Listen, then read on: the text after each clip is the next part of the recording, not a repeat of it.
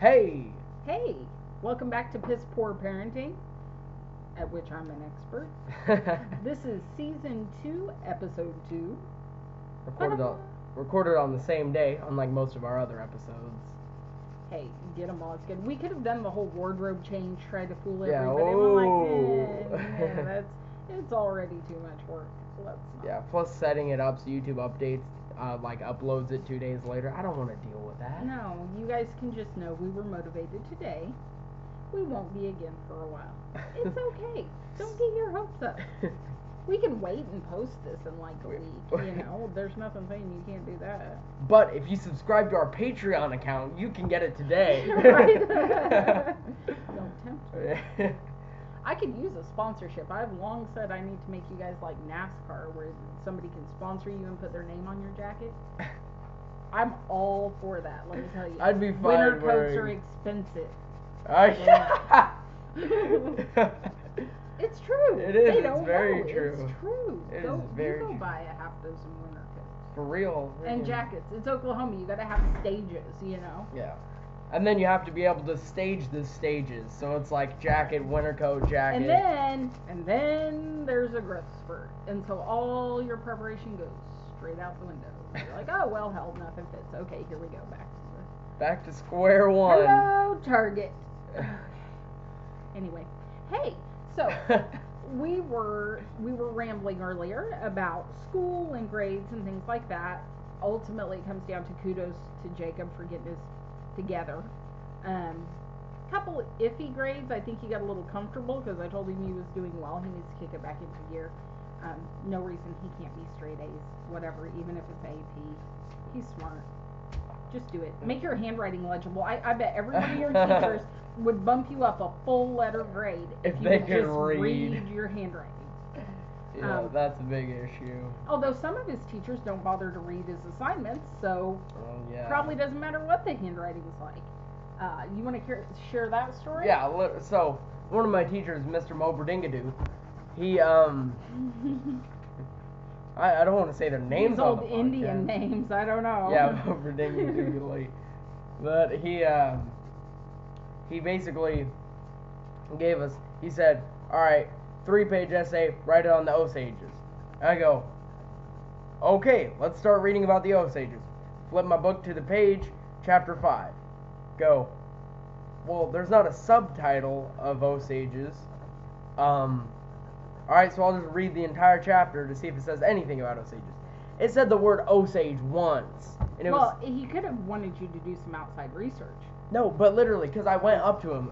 I was Forgive the maybe shaking. thinking Avery is coloring on the table. Yeah, Avery, why don't you go color which somewhere else, Which is a little buddy, noisy and a little shaky. You're Please. fine. I was just explaining to people why the table is shaking.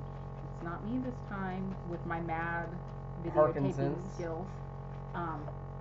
Look, I get excited. Shut up. Bodega! Get the arm bar! Go! Neon belly! Neon belly! Okay, so it looks like somebody's putting their knee on my belly when I'm doing it most of the time. But anyway, so he said, here's your assignment. And so, after realizing it's not in the chapter, I asked my friends and I was like, is a page in my book missing? Like, does anyone? And they're like, nope. And then I was like, oh, well, that's nice. So I go up to Mr. Mobberdoodle, and he basically just says, it's in the chapter. At which point I'm going, you haven't read the chapter, have you? Okay. Like, because this is a coach, so he doesn't care. He's not paid to care about teaching, and I don't blame him. As long as he makes this distinction and wants to be called Coach so-and-so, if he wanted me to call him Mister, he'd get an earful. Then you know. He's not a teacher. He doesn't care, and I'm fine with him not caring, especially since he just flat out doesn't read or grade anything. If he doesn't, kind of grade it. If it's not A, B, C, D, which most of his work is, it's not getting graded. You get a 1. That's a good teacher. I like that kind. But anyway, I'm just saying. But he's not a teacher. That's the issue. And he doesn't profess to be. So anyway, he's writing this essay. I have a 3-page essay on something I knew nothing about. And he says it's in the chapter. So I go, okay, here's what I'm going to do. Alright, 1A. write a paragraph about how the Osages used to be so warlike that they needed to come up with their own way of attacking other tribes so they couldn't defend themselves. So they got on their unicorns to attack the other people, and the unicorns were warlike there in themselves, and that unicorns only enjoyed seafood, and the Osages thought they might as well treat their horses so that they fight better. So they would fly their unicorns out to the sea to get seafood like mussels and stuff, and bring it back to Oklahoma, and that's where they would drop all the all the non-fleshy parts off, and that's why there are fossils of sea life in Oklahoma, and how the flapping of the unicorn's wings created global warming, and that's the proof, and that it was just so much bullcrap this first paragraph was, and well, first essay should I say. I really wrote 2 essays, which is more thought that I would have put into it than if it was in the paper. I would have just written one if it was in the book. But, so this first one is complete bullcrap. And then, so I don't get a 0 in case he even glances through it past the first or second sentences. Because that's what I did, is I left a buffer. At the beginning, there were 2 sentences in which he could go, yeah, it seems like he did his work. And at the end, 2 sentences of, well, that looks like a thesis. Hey. And so, my second one that I wrote was that the Osages basically said nothing in a very lawyer-esque way. It was like, the Osages were warlike, but not the most warlike, but not completely unwarlike, but peaceful, but not too peaceful, but they had peace with certain tribes. And I basically said nothing for this entire essay about how they ate food, drank, and lived in America. And like, that was just all I put on it. There was nothing, because I had nothing to go on. So he just got a essay that said nothing and that unicorns existed. And so I turned those in, got it back 100. 100%. And That's what we're paying these guys for. Yeah, 100%. 100%. Granted, Oklahoma history, it's not like anything real important happened. Like, are you trying to get people to hate our blog? We might go viral now because people say nothing important happened in Oklahoma. What about blah blah blah? What about the incredible four-eyed man or something? We didn't Yeah, have. it'll be something obscure. But we anyway, had Will Rogers. He was pretty cool. He went all around the world and stuff. Will Rogers was cool. We have lots of musical history, but there's the whole Indian and Trail of Tears and all that. That is not Oklahoma history. Well, right, but it's part of Oklahoma history. I'm sure in there somewhere you're supposed to learn about that stuff because that's how the Indians got here. Yeah. So. What? Listen. I never knew that. That's not going to be on the test, Miss Lady. I haven't learned it. So anyway. Not his favorite, but it just goes to show that not all teachers are created equal. Jacob's one of those rare students who would rather have a teacher who made you interact than having just multiple choice, for example. He wants to discuss, debate, dispute, the whole I nine. want to learn. I want the teacher to teach. I know, crazy talk. We've also had a lot of discussion about teaching to the test. There's so much focus now on standardized testing. And just testing in general. We have a lot of tests. Yeah. That he does, especially Jacob doesn't really feel like they're getting a lot of good in-depth education because they're just worried about passing these tests. I've heard it said that really good education teaches you to think. That's what you should walk away from, is to be able to think for yourself, formulate ideas, go out and discover things on your own. Interesting concept. But Jacob does not like teaching. Because you're learning answers, and that's why they did a study a couple years back, and it was about people were saying that China was so much better in math than America was. And so, of course, they did a test, because they did, I didn't mean to say test, they did research, and they sat kids down, and they gave them multiplication facts, same age, same grade, and they gave them these multiplication facts, and of course, the Americans, who were taught, learn your 1 through 12 times tables, were just doing them quicker, but when actually put with higher mathematics than what they've ever been taught, the people from China would sit and they were taught and they would think about how to actually solve the problem. Whereas in a very American way, the Americans just said, I don't know how to do this. Instead of just like thinking about how to do it and how to get it right. That's interesting. That was the difference in teaching, and I found that really interesting. I actually that is interesting. heard that in 7th grade. So, and I don't know, I don't have a source for any of that. I don't know if it's true, but it's just an interesting thought. As a parent, for me, do my kids know how to approach things and come up with conclusions of their own, or how to, if you suspect somebody's feeding you a line of bull, how do you go about researching it?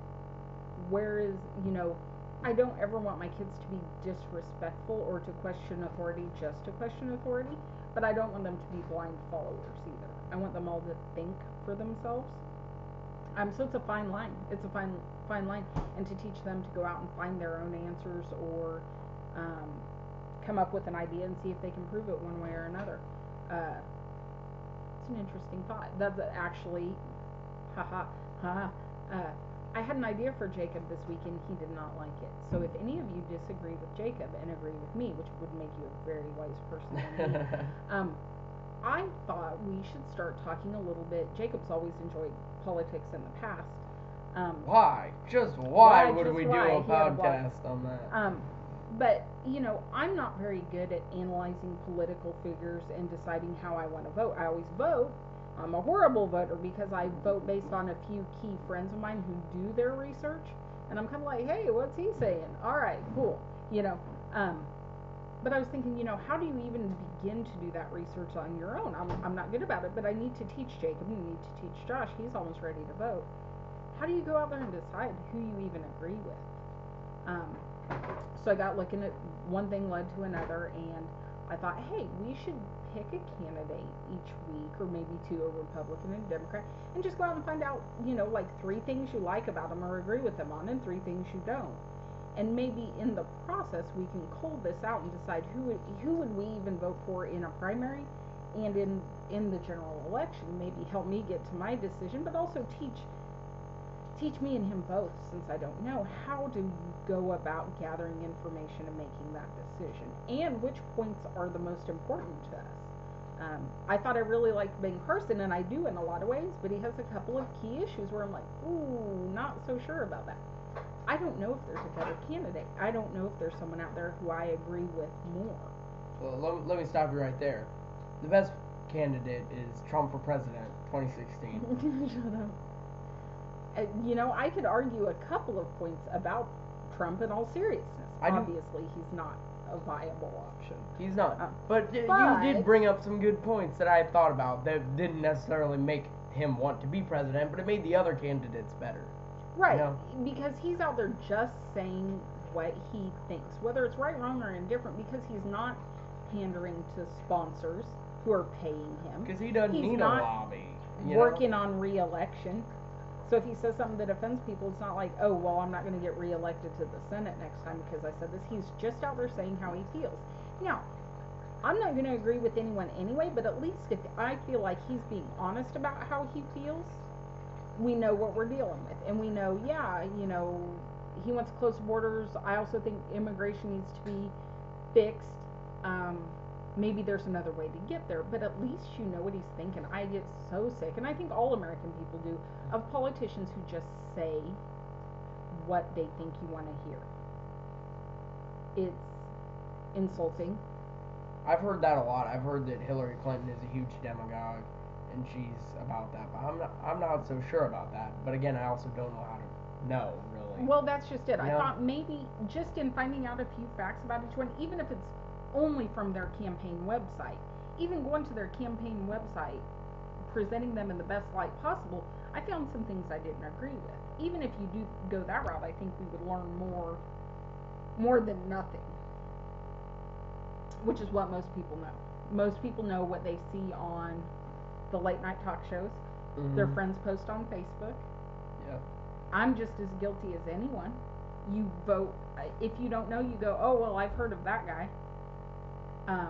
Bernie Sanders, I hadn't heard of him in my life. Now I swear he should be president. Who knows? Straight up. But maybe we should start doing some research. I think Jacob says it'd be boring. I think it'd be kind of fun if we kept it limited, not in depth, but just a couple of key talking points either way. So message Jacob, tell him we should do it.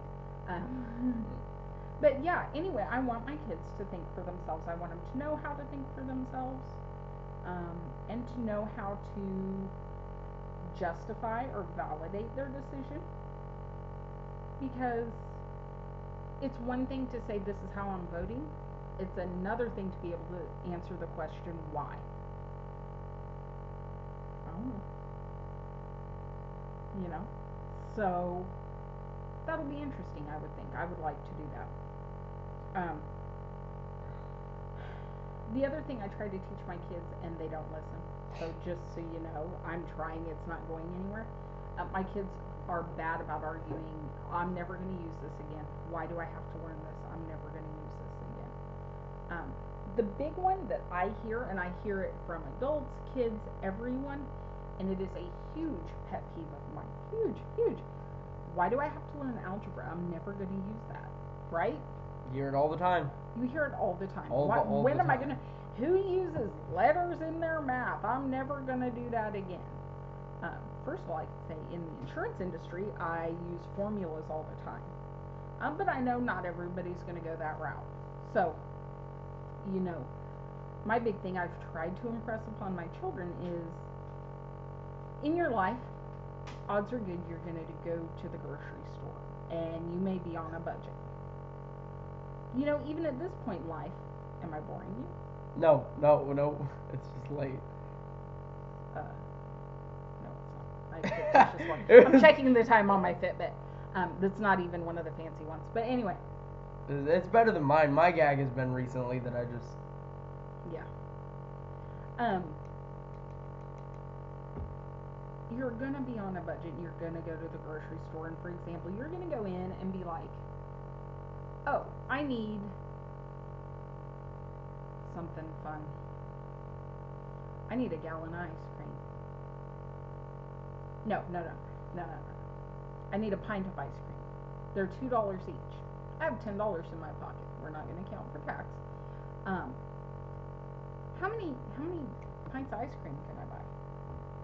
Now, that's a very basic example, but a lot of times you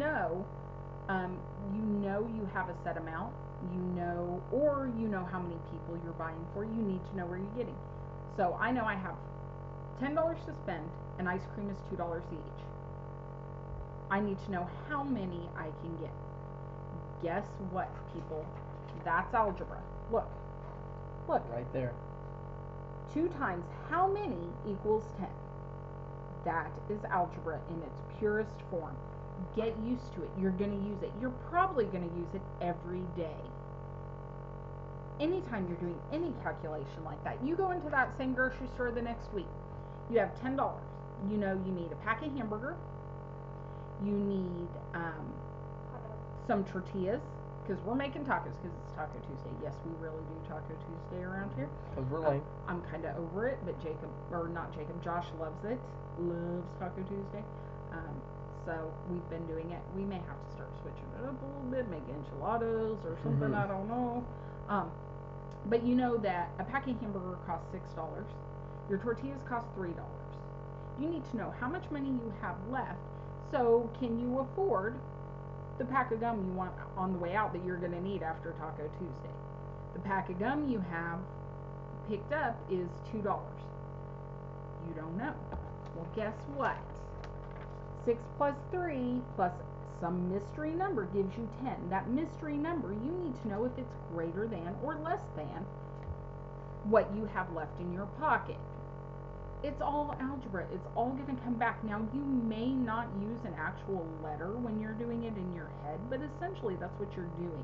And you need to learn to be able to solve that, back it out, and then some things you do, you're going to get a little more involved than that. You're going to start figuring tax or calculating what percentage you need to keep in your head that you're going to have to deduct at the end of the year for taxes. Or, you're going to get a paycheck, but it's not going to be just do the math. It's not going to be $8 an hour for 40 hours. There's taxes. There's uh, insurance, things like that. You have to be able to know some of these basic principles, and that's algebra. And yes, you are going to have to do that.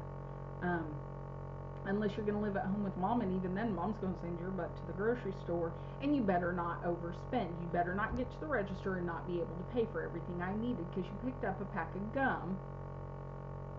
You know, you are going to need it, and it just goes all over me to hear grown people say that they're never going to need that because it's bullshit. And it also just sets an attitude. Yes. It's like, I don't need to learn. My mom said we never use this. My mom said that is one of the biggest things that I promise you education would be fixed. If we could take out the 3 letters I don't know and my mom said. Yeah, it's really true. What the value that we as adults place on the things we're going to use, our kids hear that. They would never say, oh, I heard you say that, so I believe you. But it gets into their little heads, so you can't go around saying, I'm never going to use algebra. Oh, yeah, I learned that in school. I never used it again. I don't know why you're doing that. It sets a bad example. Teachers have a hard enough time. All this BS of teaching to the test, for the most part, it's not the teacher's fault. Yeah, they get paid more if their students do better on the test. You can't blame them because they don't make squat anyway. Exactly. You know, so it's a fundamental problem with education in our society, and I don't know what the answer is, but I know that more people need to talk about it, and we need to. Now, I have heard, do not quote me on this, I'm just saying something I heard, and I think it was on NPR, but about some of the concepts of Common Core are that you are teaching people to solve problems, and it's not necessarily just about teaching answers, but some of it gets so fruity, like on the math side, that it's not practical and it's not reasonable to use. But some of it is teaching and choosing a topic and really developing it fully. And it's the type of thing that I almost wish I could homeschool, although my kids would make me crazy if I was here all the time. Oh lordy, we would not make it out alive. But I do wish some things like the political stuff, I'd love to be able to take Jacob and truly immerse him in some of those social issues and really make him think and really push him. Ben Carson's coming to Tulsa this week, and I'm seriously thinking about taking Jacob out of school that afternoon just to go see, because to have the experience, and how does a politician work? What do they have to do when they're shaking hands and kissing babies? What does that look like? Do you feel like he's genuine? I'm really curious to know, and I think that's something Jacob would be interested in. That's one thing I kind of wish I could do, is homeschool and take, okay, we're going to do dinosaurs, so we're going to use it in our math and our English and our, and do some things like that I know really good teachers out there who would love to be able to do the same thing. They're just not given the freedom. Absolutely, and it's hard. It's not always the teacher's fault, and most of the time it isn't the teacher's fault that they're not teaching intelligently and they're teaching to the test. Because like I said, we don't pay them anything. Like, they should be paid way more, and in a perfect society, it's just they should be paid more than, I say entertainers, but I had someone bring up a point against me the other day that entertainers should be paid more because it pushes the middle class to not be so bored and work harder, and makes them more functional to just distract them. There is a value in entertainment. There is a value, yes. certainly. But for some entertainers and some athletes to make millions of dollars versus a teacher coming out making $23,000 to start, throwing my bullshit flag. That's just saying. So they do have to strive to meet those goals so they can get bonuses where they can and money where they can. You can't blame them. You just can't blame them. It's but not what's their the answer? fault. What's the answer? How do we fix it? There's only so much money for education. Now, maybe we get a good president who can balance the budget and quit spending money.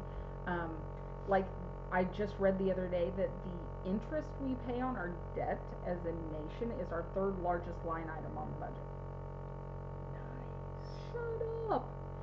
That doesn't make any sense. If we could cut that down, maybe we could use some of that money for education.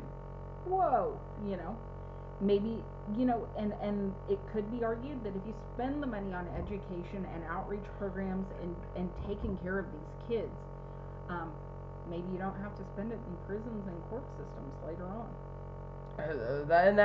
That breaks Who into knows? that, Who knows? that breaks into mandatory minimums and stuff that I don't want to get into, but I'm actually having to do a paper on. Interesting. Cause, yeah, I actually am, because it was like open topic and I picked it. Yeah. And so, either way, what was I talking about? Oh yeah, if we could put schools, instead of having it on a more local level, which I do understand, and if you'll give me a second, I'll explain, the points behind that. If we make it nationwide, there should be no reason that it's harder for inner city schools to get good funding, or just have generally lower education because they have less money than some schools that have planetariums and stuff. And it's just insane that literally 2 towns over, Bixby has this crazy planetarium, and the inner city hardly has books. Yeah. I feel like if we just, and I don't know what the answer is. I've always come down on almost every issue ever as either communist or socialist. I've been called both of those things. Because if you just made everything standard, it would be so much better. Like if you straight just said, here's all the money we're getting in for schools, divide evenly. 5A schools get this much money, 4A, 3A, 2A, 1, so on and so forth. Well, I think right now they try to do it per student count, which I think is the most fair. They don't. Yeah. They do it by city. The city goes in and just that district. It's... No, there's an allotment based on number of students. Well, it's yeah, because that's why enrollment matters so much. But yeah, there needs to be some equalization, and I don't know how that would work. But part of it is taxes. Different schools pass bond issues, and if the community supports it, they can get more money. I don't know what the answer is, but I know that more and more of my friends are pulling their kids out to homeschool. And it used to be, I thought, if you homeschooled, you were a religious freak or a child molester. No offense, that used to be the image that they had, especially where I grew up. Why would you homeschool? What are you trying to hide? Why don't you want your kid to socialize? Exactly. Now, it's not even that. I know some people, it's because they don't want their kids exposed to certain things. In my opinion, your kid's going to be exposed to it anyway. It's your job as a parent, especially to be there to explain it. In the age of technology, it's just too easy. Even if you lock your kid in a box, they're going to be exposed to it at some point. You don't want them to get out of the house at 18 and it all be new to them. I think that's going to be a bad plan. Not going to play out the way you want it to.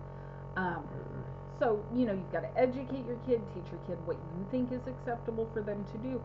But at the same time, I can see the value in pulling your kid out and teaching them at home so that you can control what they're learning and how they're learning, and you can teach to the student more, because class sizes being what they are, the teacher can't. A teacher's very limited in how much they can push your child in the way that suits them best. If I could afford to, I would homeschool at this point. I think I would make that decision at least up until high school. Right now, what I do is stuff like this with Jacob, where we pick topics and we talk about it and we flesh it out. And I push Jackson in the engineering direction. Mr. plays with Legos, because that's where his mind works best. He gets firing on all cylinders. Like, he literally, just out of his own mind, he created a Lego gun. And the one that he had earlier was fully functional. I don't know if he's gotten this to work yet. No. But it slides back like a legit chamber. And if you don't break it works pretty good. I don't know how it works. He had one that was shooting rubber bands. It was. And he's obsessed with guns right now. And I have to kind of let him explore that too. But it's got to be with a little bit of direction. We have to talk about when guns are okay, when they're not, how we feel about it. I'm a firm believer. No gun control. If you tell them no, they're just going to be more fascinated with it, and they're going to be more drawn to the things you've forbidden. It's forbidden That's fruit, classic forbidden human fruit. nature. Can't help it. Human nature. Can't help it. But he needs the engineering type things. I try to encourage him, or at least enable him. He likes to build things out of cardboard, and I need to get him dig up my hot glue gun for him. He likes to cut and build and use a drill.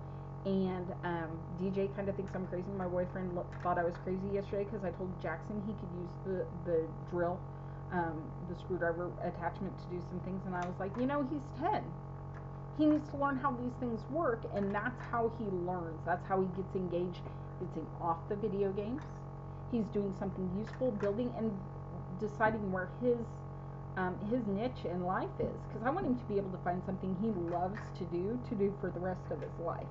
I say that my oldest son right now looks like he wants to sit on the couch the rest of his life. That's where he's headed. I don't know. I think he's afraid to tell me that he just wants to do music for the rest of his life. If that's what he wants, he needs to say, look, he's I'm not gonna afraid. Be a musician. He's told everyone. He said that's his issue is he's so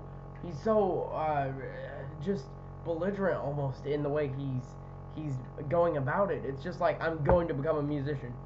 Yeah, but you probably need a backup plan. Yeah, and no, so, I'm gonna become a musician. There's no way I can't. And I think this is an issue with America currently. It's just so much enthusiasm, and I will be able to do that. What happens when that doesn't happen, genius? Because it's not gonna happen every time. Well, and it can't. We're working on, and I'm hoping to reach him at some point on the. That's fine, and you may make it big, and you may be a bazillionaire buying me a new house in 5 years.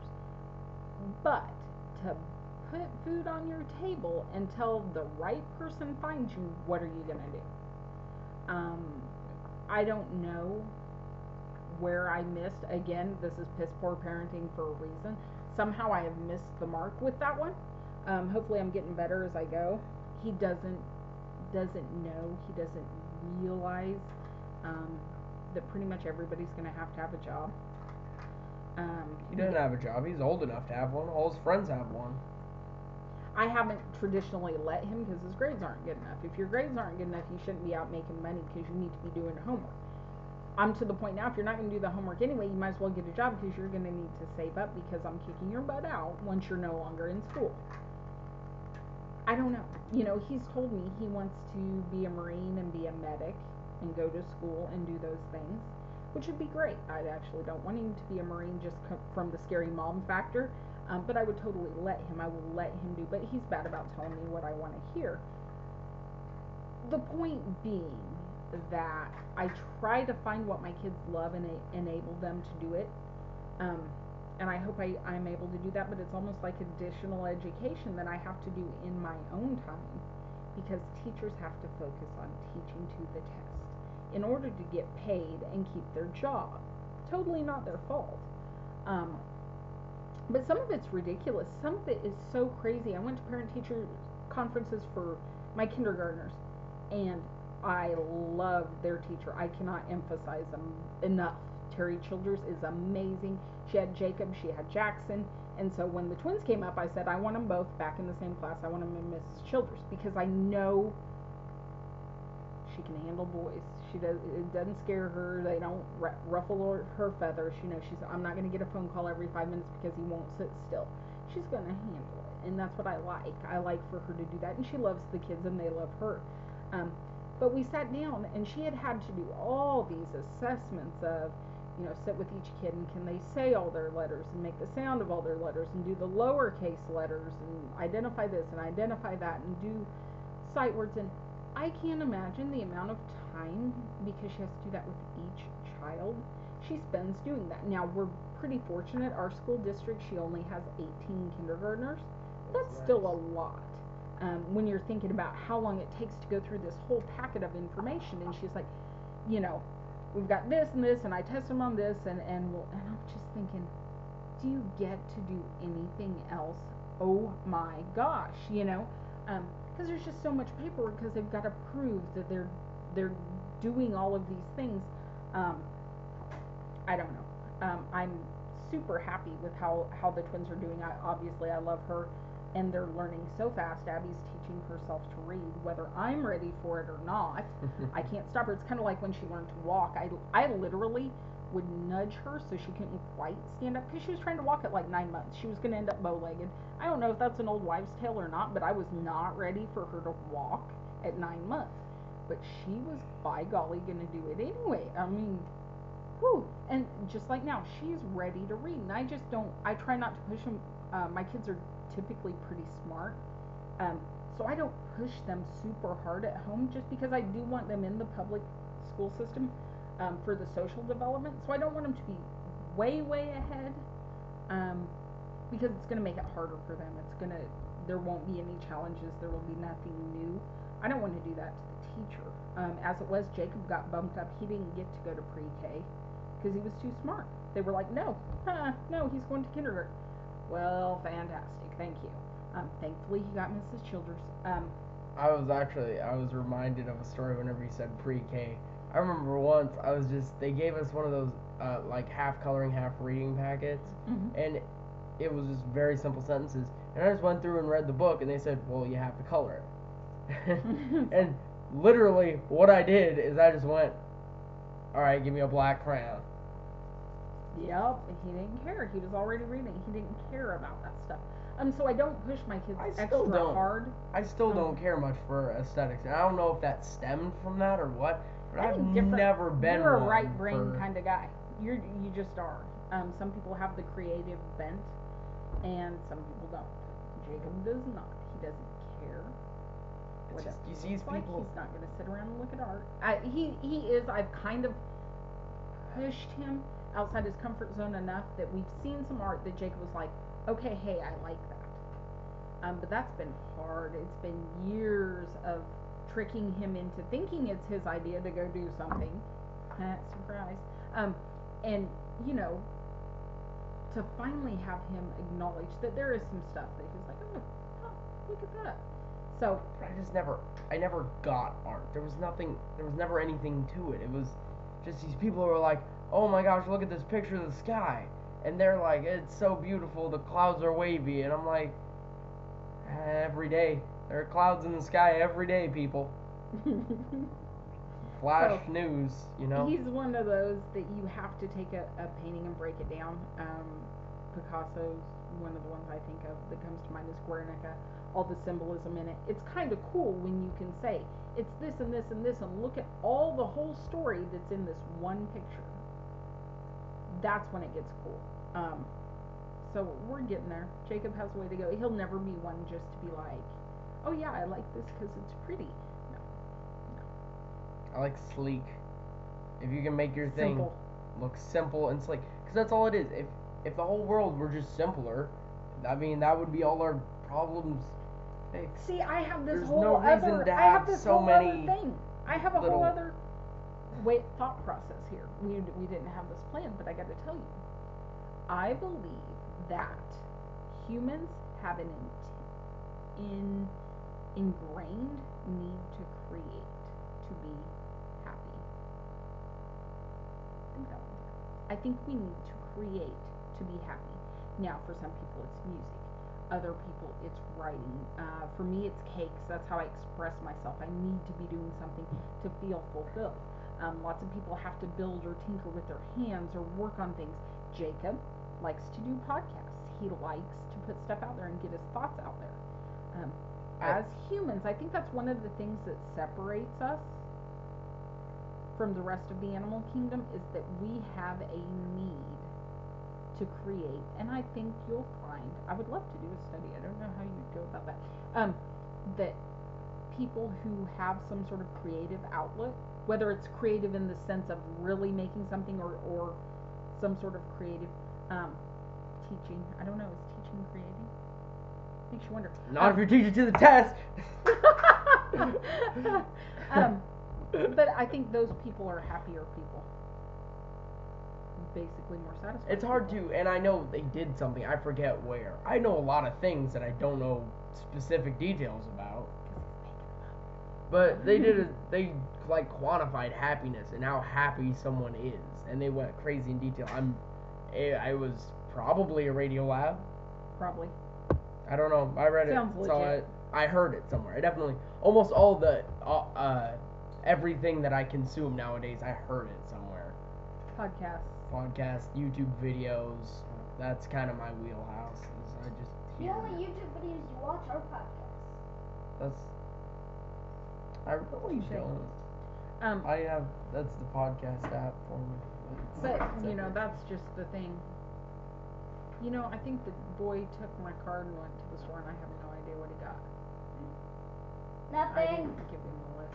What? We got a new pet puppy. Anyway. So, but anyway, that's kind of our thoughts on teaching, education, homeschooling. You know, a two little bit of everything. non-teachers who have never homeschooled Right. have no idea what we're we talking have no about. idea what we're talking about. But anyway, in our opinion, if you're teaching to the test, you're doing it wrong.